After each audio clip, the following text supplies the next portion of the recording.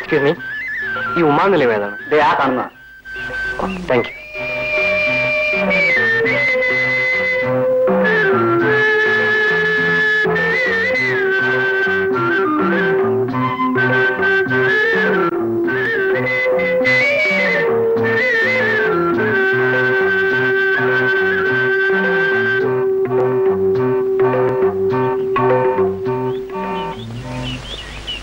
വർമ്മ സാറിന്റെ വീടല്ലേ? അതെ.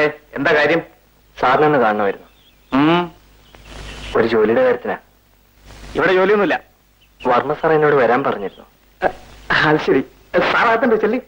Thank you.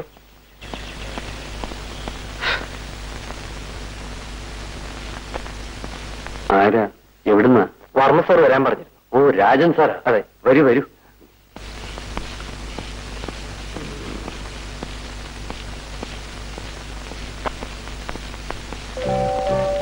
ആ, രാജനോ? വരൂ. യാത്രയൊക്കെ സുഖമായിരുന്നോ? It was fine sir. Mister Rajan, why don't you join us? Thank you sir. Not now. By the by, ഇവരെല്ലാം എനിക്ക് വളരെ വേണ്ടപ്പെട്ടവരാണ്. ഇത് മിസ്റ്റർ മേനോൻ. ഹലോ. മിസ്റ്റർ മേനോന്റെ മകൻ വിനോദ്. ഹലോ. എന്റെ മകൾ ഉമ. ഹലോ. ഇത് doctor Ravindranath. Hello doctor. Hello. Hello. Mister രവീന്ദ്രനാഥിന്റെ മകൻ രാജു. ഹലോ. അതെന്റെ മകളുടെ കൂട്ടുകാരി Geetha. Hi. I'm Rocky. Hello.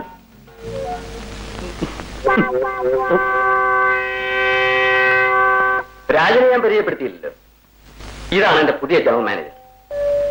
ഒരു വിശ്വസ്തനായ മാനേജറെ ഞാൻ അന്വേഷിച്ചുകൊണ്ടിരുന്നപ്പോഴാണ് രാജനെ എനിക്ക് പരിചയപ്പെടാൻ സാധിച്ചത്.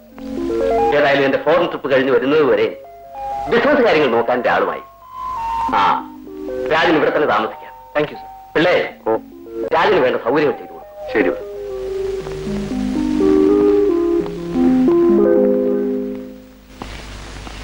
മിസ്റ്റർ രാജൻ സർ, ഇതാണ് നമ്മുടെ എസ്റ്റേറ്റ് ഫയൽ. ഡെയിലി ഫോൺ ചെയ്ത് ചോദിച്ചില്ലെങ്കിൽ പണിയൊന്നും നടക്കേല. മടിയന്മാരാ. ഇതിലാണ് നമ്മുടെ ബാങ്ക് അക്കൗണ്ട്സ് എല്ലാം. പിന്നെ റബ്ബർ ടാപ്പിംഗ് നടക്കുന്നുണ്ട്. ഇടയ്ക്കിടയ്ക്ക് അവിടെ പോയി തല കാണിക്കണം. എന്ത് വേണമെങ്കിലും പിള്ളേരോട് പറഞ്ഞാൽ മതി. ഞാനും ഇടയ്ക്കിടയ്ക്ക് വിളിച്ചോളാം. ശരി സർ. ഓക്കെ. പിള്ളേ, മോളെ ഒറ്റയ്ക്കാക്കിയിട്ട് ഞാനിതുവരെ എങ്ങും പോയിട്ടില്ല. മുതലാളി ഒന്നുകൊണ്ടും വിഷമിക്കണ്ട. പിന്നെ ഗീരയും മിനുമൂനും എന്നും ഇവിടെ വരികയും ചെയ്യുമല്ലോ. ഡാഡി, ടൈമായി. ആ,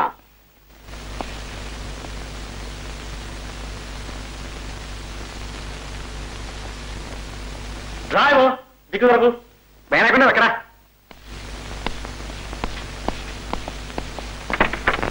മോള് സമയത്തിന് തന്നെ ആഹാരം കഴിക്കണം കേട്ടോ. ശരി ഡാഡി. എയർപോർട്ട് വരെ ഞാനും വരട്ടെ ഡാഡി? വേണ്ട മോളെ, തിരിച്ചു വരുമ്പോ രാത്രിയാവും. വരട്ടെ. വരട്ടെ. All the best sir. Thank you. Pillai.